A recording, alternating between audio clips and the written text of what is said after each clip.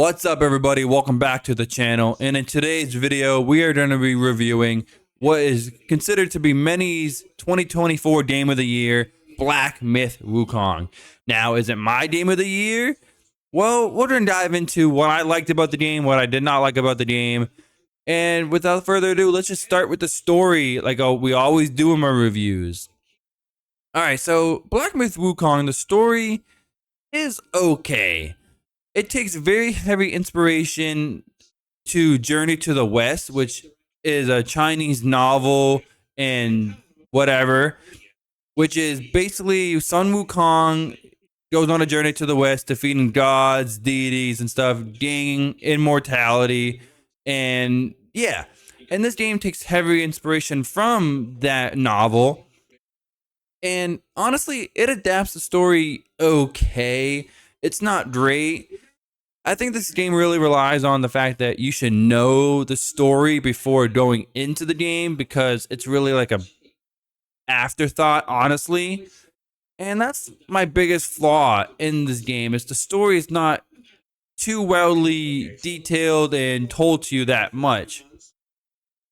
It kind of feels like a Dark Souls game in that aspect, where you have to go looking for the story and figuring out the story. Yes, this game has a lot more cutscenes and story beats that you find going through the main game. But if you don't know the source material, and if you don't know Journey to the West at all, then I feel like the story is very lacking. It's good for those that know the story, but it's bad because the game doesn't do a good enough job telling you about the story in the world. And that's a really bad thing to do, in my opinion. Not everybody is going to go and read the novel or whatever before they play this game. They want to play the game to get the story, and you just don't get it in this game. You really don't. So the story, it's okay, it's good. If you know the story prior to playing the game, then you'll probably like it a lot more than I did. I just thought it was okay. And now that leads me into my next topic, which is, of course, the characters. And honestly, I thought the characters were not good in this game. I don't remember many of them. And the ones we do get in the game, you do their little story arc and then you never see them again. The only recurring character that you see is that one guy that follows you, the pig, whatever. And I can't even remember his name. I can't. But he follows you from like chapter 3 onwards. And he's really cool. But other than that, the characters are kind of boring. Like, you don't get many of the characters. The one you play as, the Destined one, he's a silent protagonist, of course. And he's okay. His backstory's okay. You don't really get many of the characters in this game. And like I said about the story, I feel like this game really relies on the fact that you should know the story and characters before jumping into the game. And that really hurts the overall production, I feel, because I shouldn't have to read the novel before jumping into the game. It should be helpful, and I should get good, like, nods to the story, but I should be able to play the game, get the story, get the characters without reading the source material, which is not a thing that you can do in this game, honestly. I think the characters were by far the worst part of the game. I don't remember a single character, honestly, besides the main, like, 3. And some characters, like I said, you get through their story arc and then you never see them again. I don't really like that too much. But at the end of the day, you don't really need characters in this game because it's not that type of game. It's not a big JRPG where you meet a bunch of characters, a bunch of villains, and you learn their stories and they develop with you. This is an action adventure game. So characters are an afterthought, like the story, but I wanted to see a little bit more personally, but it's alright, we didn't get that, and hopefully further DLC sequels, we get more story and characters in those titles. Alright, next we are going to talk about the music, and music's usually the last thing I talk about, but I'm going to keep it simple and sweet with the music here. It's good. That's pretty much what I say in every review I do, but it's good. It does the job it needs to do, and it does it well. Every track you hear sets the tone for the game, and whatever you're doing in the particular moment, the music accompanies it really well. It really does a good job with the music, I feel. There's not like any stellar tracks and there's not any really bad tracks. So I think the music's just good, really solid overall. All right, now lastly, and the biggest part in this game is the gameplay, world exploration, and combat of the game. This is the real meat and potatoes, and it's probably what most people are going to be playing the game for. And for good reason. This combat feels so damn good to play. You have your basic light attacks that you can combo into a heavy attack, and it just flows so well. Like, you can do basic combos with that, or you can transition into like do a few basic attacks into a heavy attack, or basic attacks into your spells, which is really cool. And everything just flows so well. I really thought the combat was amazing in this game. And a lot of people will say, oh, it's a Souls-like or it's a Souls-light game. And while it has some aspects of Souls, it's totally different. It's an action-adventure game. I do not think it should be classified as a Souls-like at all. Because it plays so differently to a Souls-like game that it needs to be classified as something different. Yes, it has similar aspects like stamina bar, health bar, your light attacks, and the boss fights are similar in scale, but it's totally different from Souls. So we're not going to be talking about Souls anymore in this review, but I just wanted to get it out of the way. But the combat is amazing. It really, really is.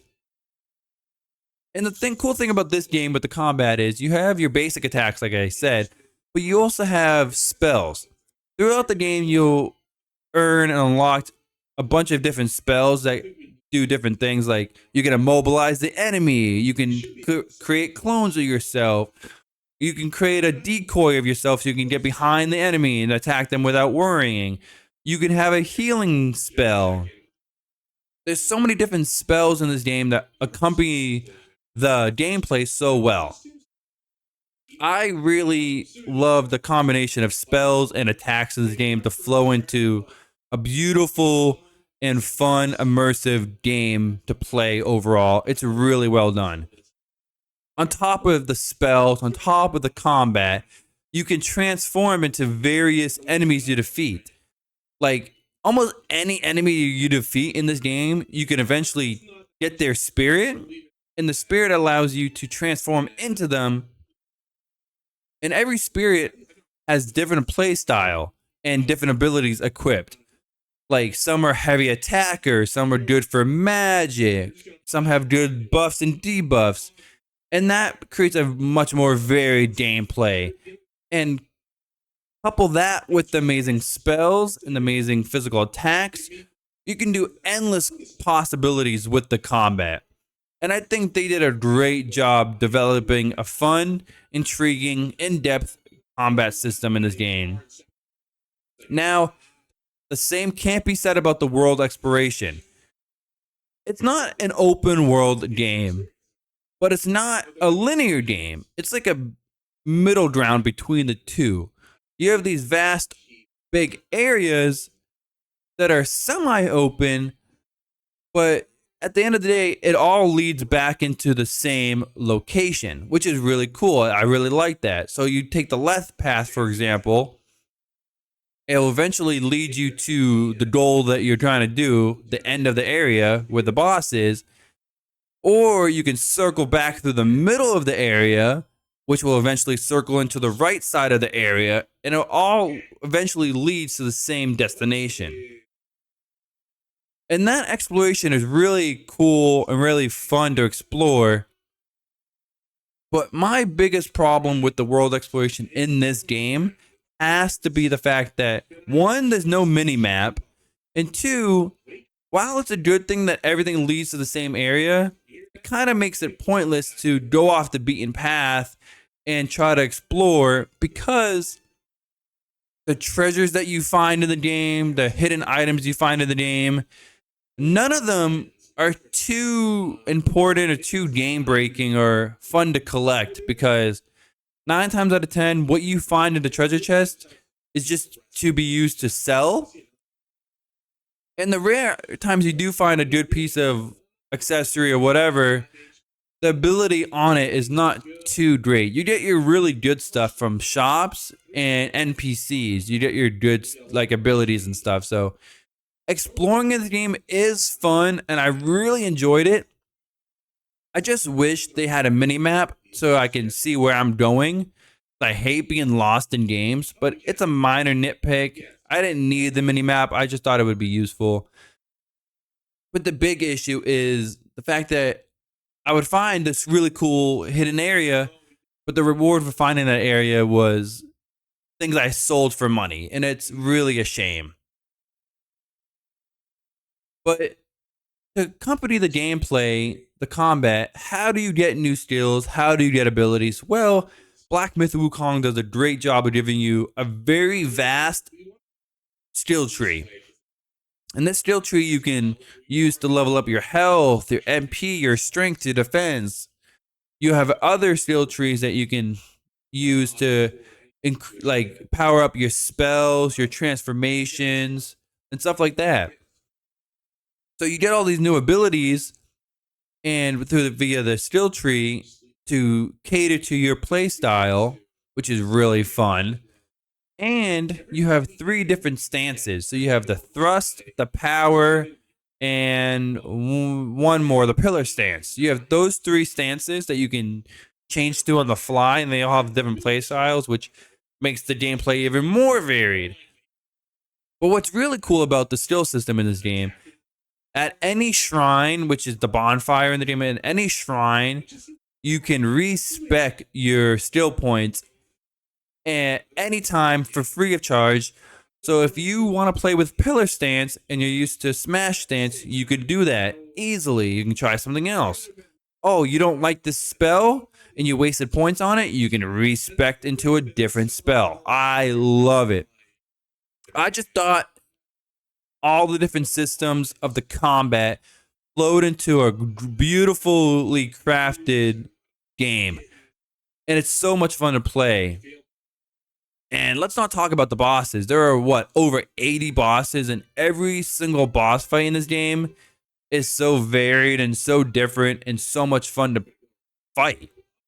I can't think of one bad boss in this game. I really can't. I think they're all stellar bosses. And for every different boss, there's a shrine, of course, right near the boss.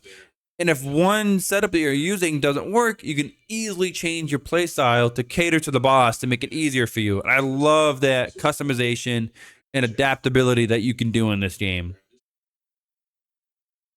But guys, that is it for my review of Black Myth Wukong. My final thoughts, I think this game is a very solid action adventure game. I think the combat is stellar. There's not many flaws in the combat.